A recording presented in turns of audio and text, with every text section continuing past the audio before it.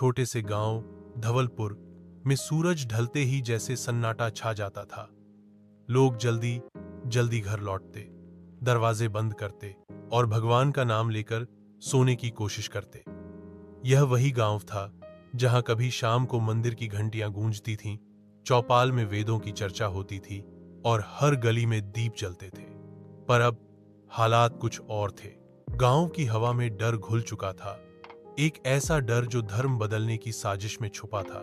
रामकिशोर 45 वर्षीय एक school master वर्षों से गांव के बच्चों को गीता के श्लोक सिखाया करता था, पर अब उसके स्कूल में नए सामाजिक कार्यकर्ता आ गए थे जो गरीब बच्चों को मुफ्त किताबें और खाने का लालच दे रहे थे। शर्त थी कि वो अपने पुराने विश्वास को त्याग दें। धीरे धीरे गांव के कई दलित परिवार स्वेच्छा से धर्म बदल चुके थे, पर सच्चाई यह थी कि उन्हें नौकरी, राशन और सुरक्षा के बदले मजबूर किया गया।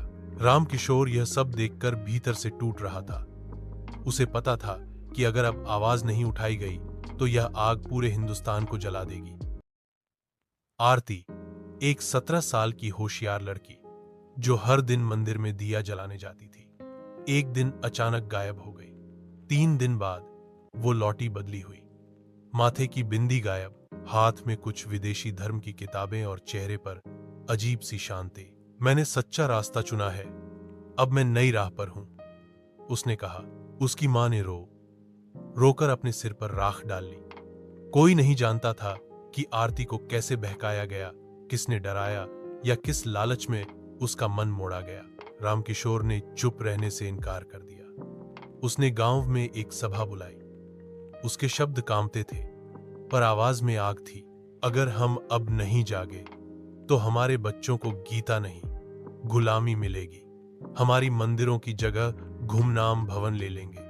हमें धर्म के नाम पर मिटाया जा रहा है। गांव के कुछ लोग डरे, कुछ चुप रहे, पर कई की आंखों में आक्रोश था। पता चला कि एक एनजीओ के नाम पर विदेशी फंडिंग गांव में आ रही थी। बाइबल और कुरान बांटी जा रही थी, बिना किसी खुली बहस, बिना विचार विमर्श। उनकी नजर सिर्फ गरीब, अनपढ़ और असहाय हिंदू परिवारों पर थी। इन लोगों को यह बताया गया कि हिंदू धर्म ही उनके दुखों की जड़ है। एक ऐसी झूठी कहानी जिसे बार बार दोहराकर सच बना दिया गया। जो ना माने उन्हें डराया गया झूठे केस, पुलिस का भय और सामाजिक बहिष्कार। एक रात रामकिशोर के घर पर हमला हुआ। वो बच गया, पर उसकी किताबों को जला दिया गया। अगले दिन पूरे गांव ने देखा, रामकिशोर मंदिर के सामने खड़ा था, हाथ में तिरंगा और गीता। मैं डरूंगा नहीं, ये देश हिंदुस्तान है और यहां हर हिंदू को अपने धर्म पर गर्व करना चाहिए। अगर कोई तुम्हें जबरन बदलने आए तो जान लो वो धर्म नहीं, व्यापार कर रहा है। उस दिन सैकड़ों लोगों ने दोबारा मंदिर में दीप जलाए। नन्हे बच्चों ने रामायण की चौपाइयां दोहराई। गांव की औरतों ने जय श्री राम के नारे लगाए। धवलपुर तो जाग गया, पर देश के हजारों गांव अभी भी सो रहे हैं। कहीं लालच से, कहीं डर से, कहीं मजबूरी से हिंदू अपने अस्तित्व से दूर किए जा रहे हैं। स्कूलों में भगवा को सांप्रदायिक बताया जाता है और धर्म गुरुओं को कट्टरपंथी। ये कहानी सिर्फ धवलपुर की नहीं, यह चेतावनी है उन सभी के लिए जो सोचते हैं कि हमें क्या फर्क पड़ता है। समाप्ति विचार, हिंदुस्तान में अगर हिंदू नहीं रहेगा तो उसकी आत्मा खो जाएगी। धर्म कोई डर या सौदा नहीं, वो आत्मा की यात्रा है, विश्वास की जड़ है। अगर धर्म पर चोट होती है तो सिर्फ मंदिर नहीं गिरते, पूरी सभ्यता बिखर जाती है।